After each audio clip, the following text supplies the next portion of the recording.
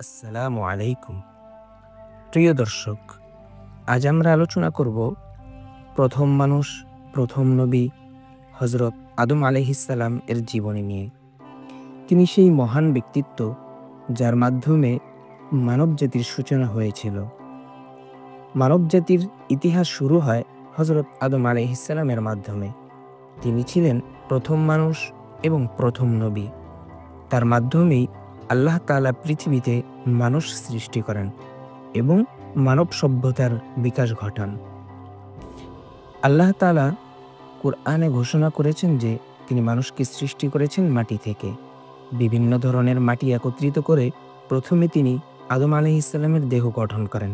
দীর্ঘ সময় তা শুকিয়ে মানুষের আকৃতি ধারণ করে। এরপর আল্লাহ তাআলা তার মধ্যে নিজের রূহ ফুঁকে দেন, আর তখনই আদম আলাইহিসসালাম জীবিত মানুষে পরিণত হন।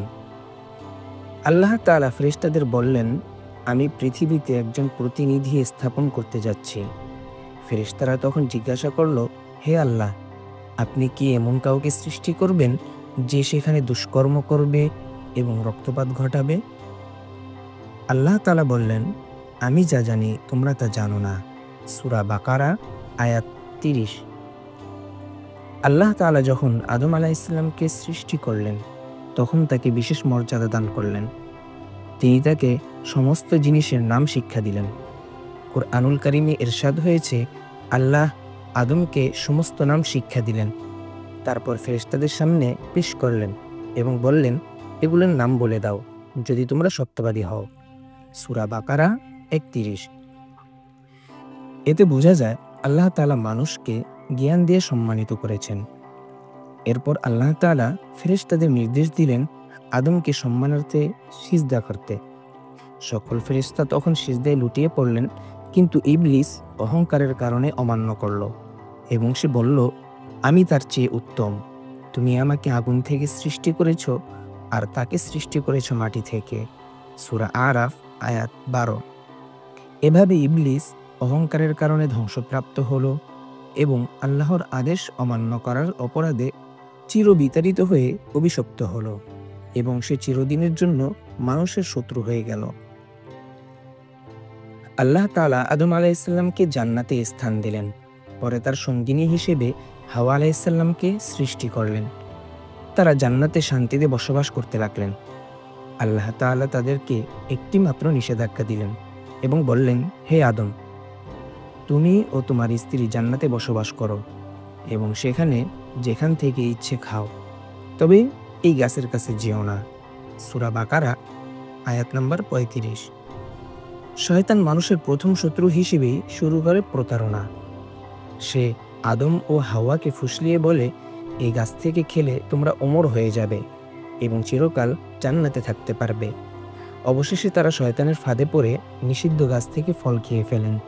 ফলস্বরূপ তাদের দেহ থেকে জান্নাতি পোশাক খসে পড়ে এবং লজ্জাস্থান উন্মুক্ত হয়ে যায়। এরপর তাদেরকে জান্নাত থেকে পৃথিবীতে নামিয়ে দেওয়া হয়। আদম আলাইহিসসালাম ও হাওয়া আলাইহিসসালাম আল্লাহর কাছে ক্ষমা প্রার্থনা করেন। আল্লাহ তাদের তওবা কবুল করেন। তবে মানব জাতির পরীক্ষার জন্যই তাদেরকে পৃথিবীতে পাঠানো হয়। আদম আলাইহিসসালাম ছিলেন প্রথম নবী। তিনি তার সন্তানদের আল্লাহর একত্ববাদ, ইবাদত, সৎ কাজ এবং ন্যায়নীতির শিক্ষা দেন। মানুষকে সতর্ক করেন যেন তারা শয়তানের প্রতারণার ফাঁদে পা না বাড়ায়। আদম আলাইহিসসালামের বহু সন্তান জন্ম নেয়। তাদের মাধ্যমে পৃথিবীতে মানবজাতি বিস্তার লাভ করে। সবচেয়ে বিখ্যাত ঘটনা হলো তার দুই পুত্রের। পৃথিবীতে বসবাসকালে হজরত আদম আলাইহিসসালামের দুই পুত্র ছিল। নাম ছিল তাদের হাবিল ও কাবিল। তারা উভয়ে আল্লাহর উদ্দেশ্যে কোরবানি করে। কুরআনুল কারীমে ইরশাদ হয়েছে, তাদের কাছে আদমের দুই পুত্রের কাহিনী যথাযথভাবে বর্ণনা করো।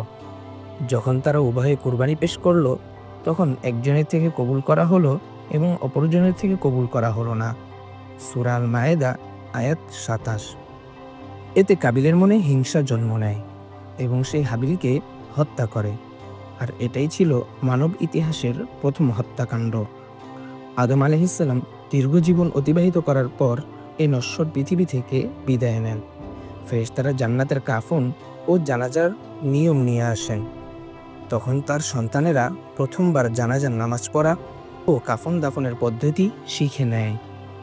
হজরত আদম আলাইহিসসালাম ছিলেন পৃথিবীর প্রথম মানুষ, প্রথম নবী এবং সমগ্র মানবজাতির পিতা। তার জীবনী থেকে আমরা শিখতে পাই, মানুষ ভুল করতে পারে, তবে তওবা করলে আল্লাহ ক্ষমা করেন। শয়তান সর্বদা মানুষের শত্রু, তাই তার ধোঁকায় পড়া যাবে না। জ্ঞান, ইবাদত ও ন্যায়পরায়ণতা মানব জীবনের মূল ভিত্তি।